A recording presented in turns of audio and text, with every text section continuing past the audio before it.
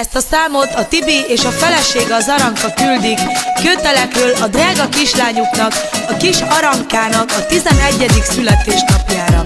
Sok szeretettel, és kívánnak neki nagyon sok boldog születésnapot, és a kis Aranka öccse, a kis Tibike is kíván még a nővérének nagyon sok boldog születésnapot. Legyetek szerencsések!